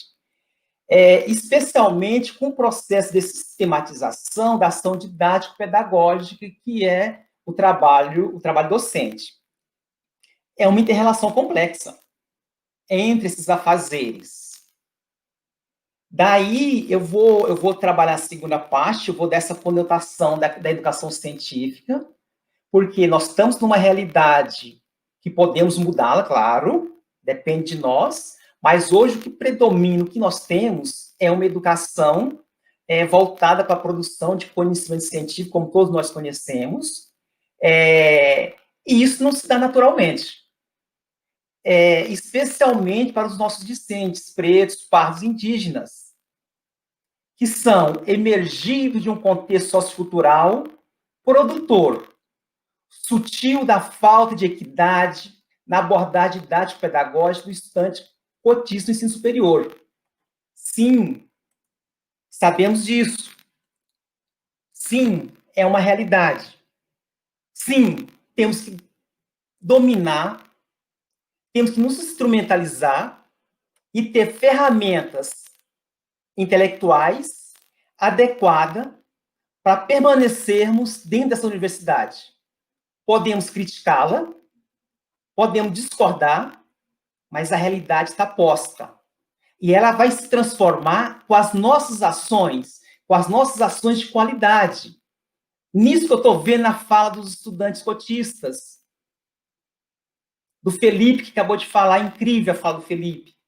Da nossa apresentadora, da Mires. E dos outros que estão nos bastidores, que são pessoas excelentes. Mas todos têm uma qualidade diferenciada. Percebemos o esforço de cada um. Percebemos o trabalho de cada um. Qualquer trabalho? Não. Não é esse que eu estou falando de qualquer trabalho. Eu estou falando de um trabalho sistematizado, organizado, para que produzamos frutos diferenciados, para termos voz, para conquistar espaço, liberdade, no meu entender, temos de nos instrumentalizar intelectualmente também. Dando prosseguimento, eu vou falar de um tema que é muito difícil para nós estudantes, que é a procrastinação acadêmica e gestão do tempo estudantil, colocada dentro de um planejamento de estudo sistematizado. Tá. A procrastinação acadêmica nós podemos compreender como um fenômeno dinâmico que envolve aspectos pessoais, comportamentais e ambientais, e se caracteriza pelo adiamento não estratégico das ações estudantis. Esse comportamento pode prejudicar o desempenho acadêmico do estudante. Sampaio, 2011. Procrastinar no ambiente universitário implica postergar o início de atividades voltadas para executar o ato de estudar, aprender e pesquisar. Envolve o adiamento de entrega de trabalhos, de estudar, fazendo somente as vésperas das avaliações, de leituras obrigatórias, da lista de exercícios, sobretudo nas áreas de ciências exatas e engenharias. Isso é voltado para nossos estudantes de PPI e de quaisquer outros estudantes na universidade que está nesse processo de elaboração de conhecimentos também científico. Isso pode dificultar ainda a concentração, o planejamento de estudos, o gerenciamento de tempo estudantil, a execução de tarefas acadêmicas, o cumprimento de prazos. Pior do que isso seria atingir os objetivos da carreira acadêmica, pessoal e profissional. Vários autores vêm pesquisando essa questão da procrastinação. Por exemplo, Costa, 2007, Rosário, 2006. Santos, 2018, que vem nesse trabalho de organização de carreira acadêmica. Então, nós perguntamos, quais motivos que levam o estudante a procrastinar? De acordo com as referenciais teóricas, de acordo com a nossa experiência na universidade, entrevistando vários estudantes pretos, pardos, indígenas, não tive a oportunidade de entrevistar diretamente na universidade. E outros estudantes também está relacionado com a questão da falta de motivação, dificuldade ou aversão à atividade acadêmica, hábito de estudos equivocados, medo de falhar, especialmente por perfeccionismo. Sempre foi assim? Não. procrastinar entre as civilizações antigas, egípcia, romana, era considerado positivo. Para quê? Para a tomada de grandes decisões. Estel 2007. A conotação negativa surge agora, no século XVIII, com a propagação da Revolução Industrial voltada para o sucesso, o controle do tempo. A partir dessa revolução, o procrastinador passou a se caracterizar como aquele sem ambição, preguiçoso. Atualmente, exige-se alto padrão de desempenho, podendo ser observado em contextos escolares e acadêmicos, em outros espaços, mas nossa questão aqui, vou falar mais do escolar, gerando situações de competição, especialmente, às vezes, no momento de avaliação, que parece que é uma competição até mesmo entre professor e estudante, é uma coisa muito interessante a ser observada quando se prepara material, às vezes o docente prepara material e já às vezes puxa o próprio tapete do estudante e não consegue ter um bom desempenho.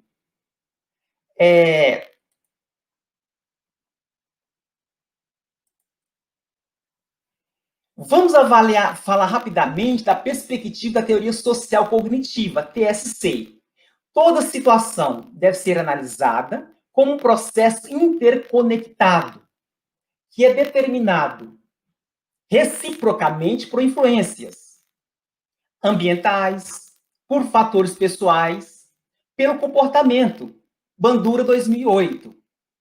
Assim, a procrastinação pode ser compreendida como um comportamento dinâmico que se altera ao longo do tempo, a depender das interações entre o indivíduo, a tarefa e o contexto vivido. Vamos falar rapidamente das relações entre a procrastinação acadêmica e os aspectos ambientais e pessoais. Aspectos ambientais. Familiar. Destacamos no nosso preparo do trabalho 5 somente aspectos familiar. Pressões para seguir determinadas metas, dúvidas sobre a capacidade da realização do indivíduo, controle, ausência da promoção de autonomia e interdependência, apego familiar, dedicação excessiva aos interesses e à proteção familiar, distanciamento é a falta de apoio emocional, interesses ou acolhimento. Nos aspectos pessoais, vamos falar somente da motivação. Motivação é uma relação significante entre a motivação e a procrastinação acadêmica. Estudantes que possuem motivação intrínseca para desenvolver suas atividades acadêmicas, percebemos no nosso trabalho do dia a dia da ADPAE que procrastina menos, quando comparada àqueles que encontram razões mais externas para executar tarefas acadêmicas. Às vezes, aquele que fica avaliando, se comparando externamente através do objetivo. É diferente daquele que vai avaliar quem ele é no contexto universitário. O que ele está fazendo? Qual o sentido da universidade para ele? Geralmente, esse estudante procrastina mais pela experiência que nós temos desenvolvida na universidade. Atividades mais adiadas pelos estudantes. Quais são as atividades mais adiadas?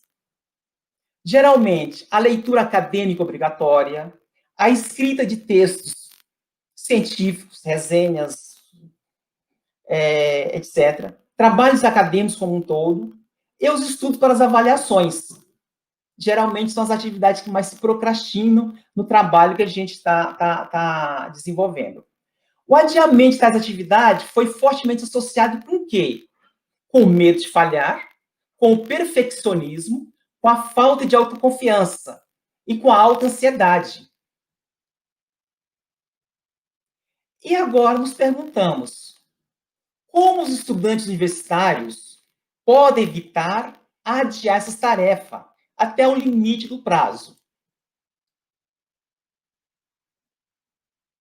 É claro, se alguém puder também escrever, fique à vontade. Eu estou falando um pouco mais direcionado pelo caso do nosso tempo. Faz-se pertinente, então, para evitar essas tarefas, faz pertinente a cada estudante explorar e conhecer a manifestação da atitude de procrastinar. Claro, entramos na universidade, concordo com a Jane, a questão da cota, muito importante. No entanto, precisamos permanecer, e estamos permanecendo bem.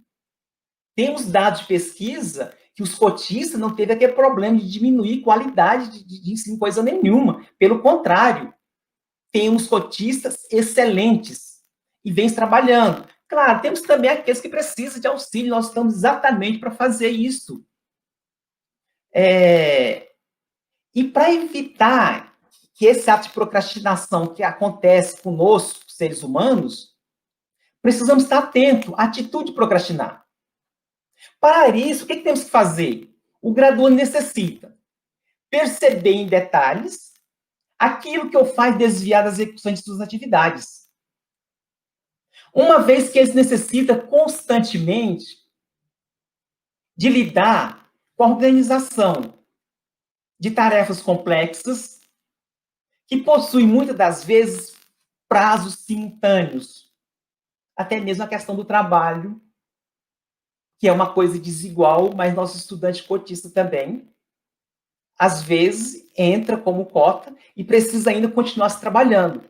Concordo que não tem equidade nesse sentido. Continuando, a gestão do tempo. Eu vou falar rapidamente da teoria da gestão de tempo, do Covey, 2002, uma frase que eu achei muito interessante. Organize e execute conforme a prioridade. De acordo com essa teoria da gestão de tempo, nós temos 4 gerações dessa teoria. A primeira, criação de bilhetes e listas. Já fizemos isso para tentar organizar nosso tempo. A segunda, uso de calendários e agendas. Todos nós já tentamos. Terceira, adicione essas 2 prioridades metas, planejamento diário e elaboração do plano para conquistas dessas metas. Às vezes tentamos elaborar nossas agendas. O problema não é nem elaborar. A questão é a execução, que não é nada simples. Uma das dicas seria o gerenciamento de tempo. Uma atividade que poderia ser colocada, por exemplo, num quadrante. Atividade urgente e importante, urgente e não importante, não urgente e importante, não urgente e não importante. Isso me ajuda a organizar tanto meu trabalho como dos estudantes que eu oriento mais diretamente. A gente trabalha, nós estamos iniciando com essa agenda um pouco diferenciada. Temos mais 2 tópicos para discutir rapidamente, que é a autoprejudicação e a autorregulação da aprendizagem. Tudo rápido. A autoprejudicação é entendida como uma maneira de o indivíduo proteger a autoestima de supostas ameaças, encontrando uma explicação causal para atribuir o fracasso de seu desempenho. Estratégias autoprejudicadoras. Estudar na última hora. Geralmente não adianta muito. Falta de esforço. Eu não estou falando que é um esforço exagerado, estou falando um esforço sistematizado, organizado, inclusive para que dê tempo de as pessoas fazerem de uma maneira tudo que gostariam de fazer, que é exatamente o que a teoria de gestão de tempo fala. Para a gente fazer várias atividades, não ficar somente para estudar. Essa questão de planejamento ao estudar não é para ficar o dia inteiro, é para ser mais eficiente e a pessoa ter mais tempo, inclusive para a gente defender nossas ideias e conquistar mais espaços nessa universidade que nós, negros, temos muito a ser conquistado. Outra estratégia prejudicadora, uso de drogas ou de álcool. É uma evidente que acontece com nossos estudantes. Todos nós sabemos que na universidade a biblioteca é cheia, todos os dias. Inclusive nessa época que as aulas estão suspensas. Eu estou falando, claro, daquela biblioteca que tem em frente à biblioteca da UF de fato. Todos os dias eu passo, está cheio de pessoas. É claro que tem pessoas diferentes, também temos nossos estudantes, que nós conhecemos nossos estudantes também. Eu não estou falando que todos estão lá. Eu estou falando que essa estratégia autoprejudicadora, se usar de uma maneira exagerada, às vezes pode atrapalhar. Até mesmo o envolvimento excessivo com os amigos, tanto virtual como presencial, que nesse momento presencial está mais difícil, mas virtual. Geralmente eu falo, intensidade da vida social prejudica muito o estudante. Prejudica, sim, se for colocar de acordo com os objetivos do estudante universitário. Porque quando eu falo isso, também tem que ficar parando. Qual que é o objetivo da pessoa? O que eu quero conseguir? Onde que eu vou chegar? Qual que é o meu plano de vida? Dependendo do plano de vida, essas estratégias podem prejudicar a pessoa. Dependendo do plano que a pessoa organiza, não vai prejudicar nada. Claro que não. Quer dizer, a procrastinação tende a diminuir quando o estudante percebe a tarefa como interessante e quando essa exige o uso de uma série de habilidades. É uma coisa muito importante. Às vezes, dependendo da forma que o professor passa as atividades acadêmicas, fica uma atividade assim entediante, difícil, e o estudante não usa suas habilidades, e geralmente isso também contribui para o ato de procrastinar. Ao contrário, quando você deixa o estudante livre no sentido dele criar, dele trabalhar, é claro que tem que passar as atividades, mas tem que ser de uma coisa combinada também, para que a pessoa se sinta útil e que a pessoa possa desenvolver, desabrochar, crescer. A autorregulação da aprendizagem é um processo no qual os estudantes se envolvem de forma ativa, monitorando,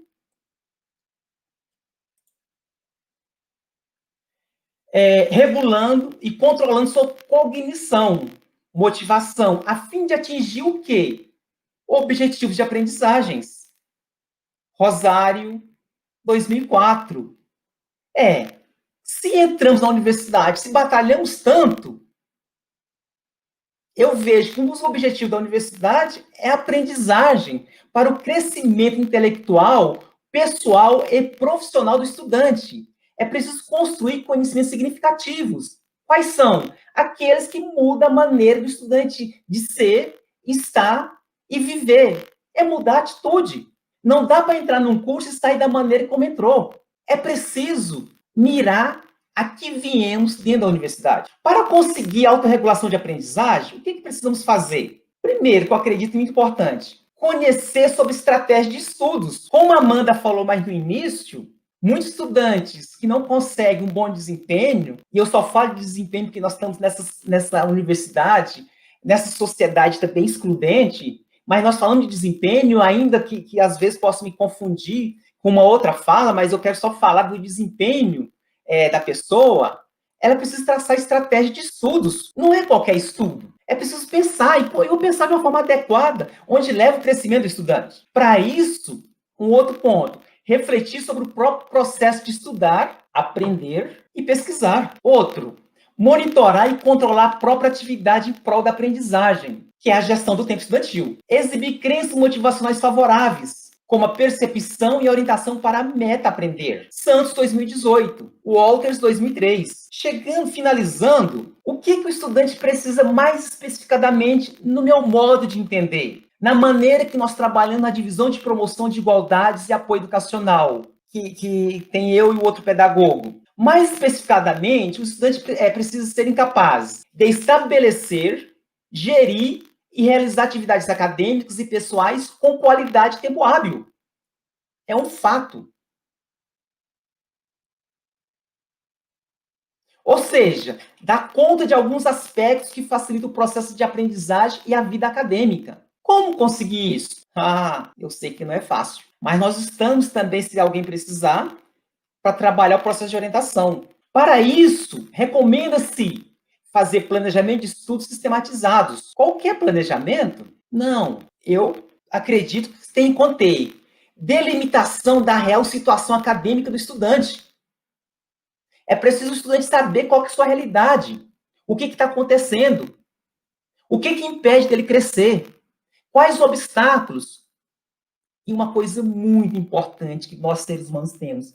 Quais não são nossas potencialidades? Dessa maneira, quando o Felipe coloca o vídeo dele, eu acho fantástico a questão de trabalhar essa potencialidade. Sim, da maneira que ele acredita, da maneira que ele acha mais adequado. Precisa também, nesse planejamento, fazer justificativo para o envolvimento com os estudos. Olha, estudar a gente sabe que não é nada fácil. Não é tomar uma bola de sorvete, um suco de laranja ou qualquer outra bebida. É preciso o estudante mostrar para si mesmo se ele está disposto a gastar energia para envolver-se com esse ato de estudar.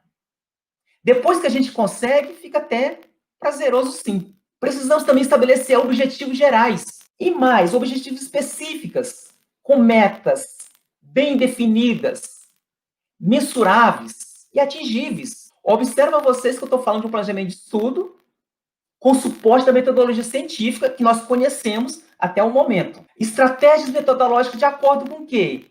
Com as atitudes de cada um de nós, observadas e refletidas. Mas a atitude daquela que nós fazemos no dia a dia, não aquela atitude que nós imaginamos que fazemos, não daquelas atitudes que alguém imagina para a gente fazer, mas aquela atitude real que nós fazemos no dia a dia. Para isso, uma sugestão, é preciso perceber essa atitude antes, durante e após as aulas, que sejam online, que eu acho muito mais difícil, ou aulas presenciais. É necessário organizar um cronograma de ações mensais. Do que a pessoa vai desenvolver? E elaborar uma agenda estudantil semanal. Não só elaborar, tem que elaborar de acordo com sua maneira de ser, sua maneira de agir. É aí que você vai elaborar a sua agenda. A sua agenda não pode ser uma forca no seu pescoço. Tem que ser flexível. De acordo com as avaliações reflexivas que você faz da sua atitude dentro do ambiente universitário. E, por último, fazer uma avaliação contínua, processual, dinâmica, interativa, dialética, por que não? De todas as ações dentro desse planejamento de estudos, Santos 2018. Então, basicamente, era isso que eu tinha para falar rapidamente para vocês a respeito da temática desse quinto workshop do nosso projeto Igual UFO. Muito obrigado.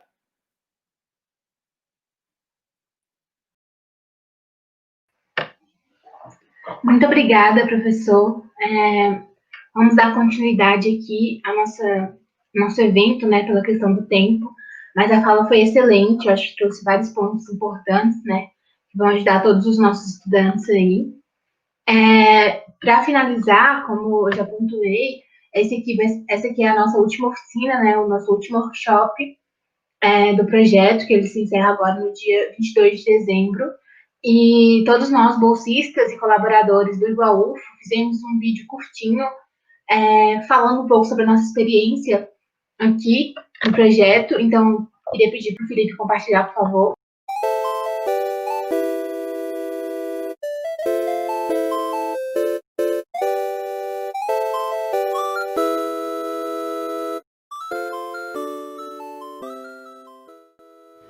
Eu comecei a minha carta de intenções do projeto com essa frase e termino agradecendo a todos que eu conheci, ao nosso orientador Antônio Neto, que foi esse facilitador incrível pra gente.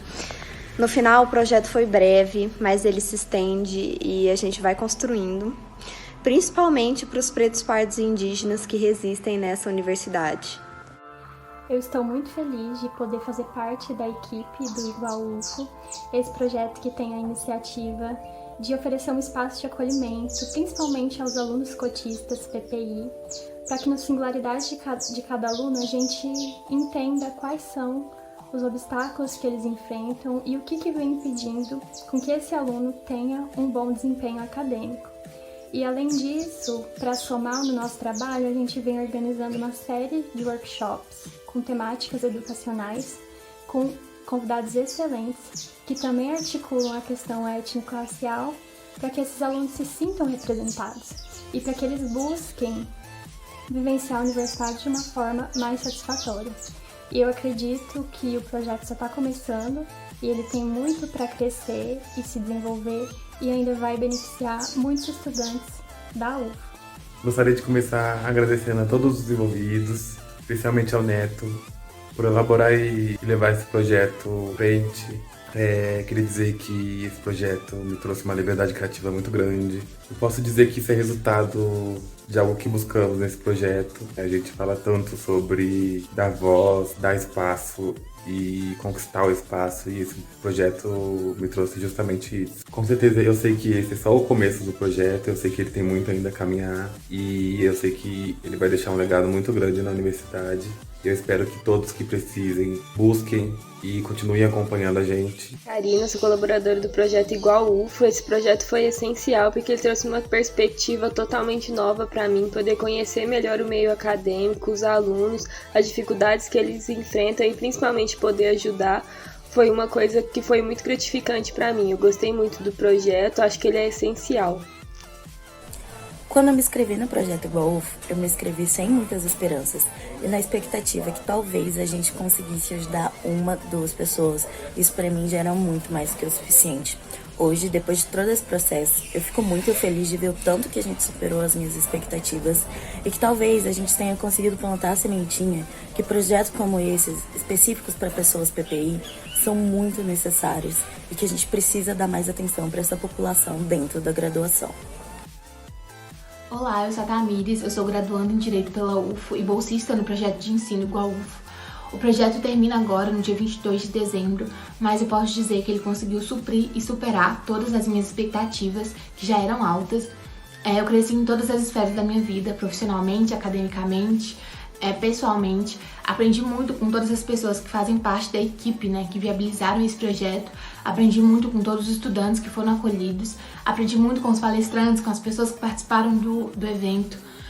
E aqui eu defendo que mais universidades viabilizem e deem apoio para projetos como esse, pelo caráter político e social que ele tem, Porque a gente precisa entender que a luta contra o racismo, que a busca por equidade, que a busca pela concretização dos direitos fundamentais como a educação é uma luta coletiva, é uma luta urgente, prioritária e não individual.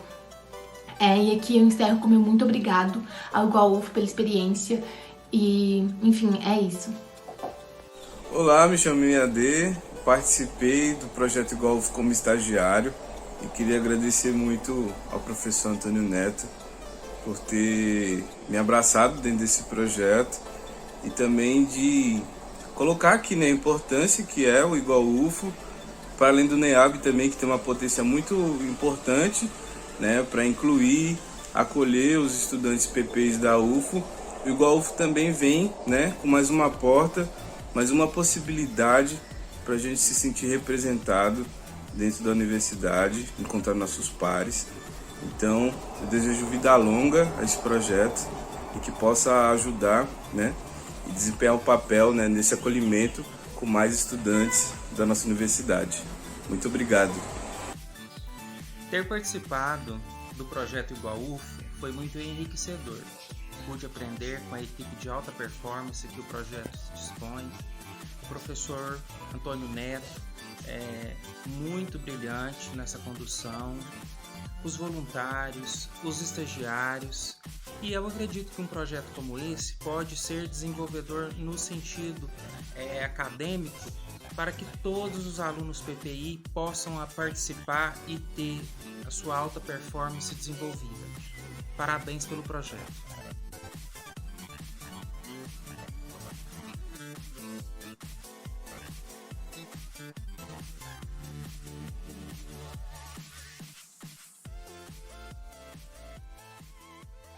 Gente, então é isso por hoje. Eu gostaria mais uma vez de agradecer a todas e todos, agradecer a todas as pessoas aí do vídeo, que tiveram outras pessoas que não apareceram também, mas que estavam com a gente nessa caminhada. Queria agradecer muito ao Antônio Neto também pela oportunidade, pela iniciativa, de criar um projeto desse, que é muito importante. E aqui eu encerro a oficina de hoje. Essas oficinas ficarão salvas no YouTube. Eu imagino que, como foi pontuado, o projeto deixa um legado muito grande ainda. E é isso. Muito obrigada, gente, a todas e todos.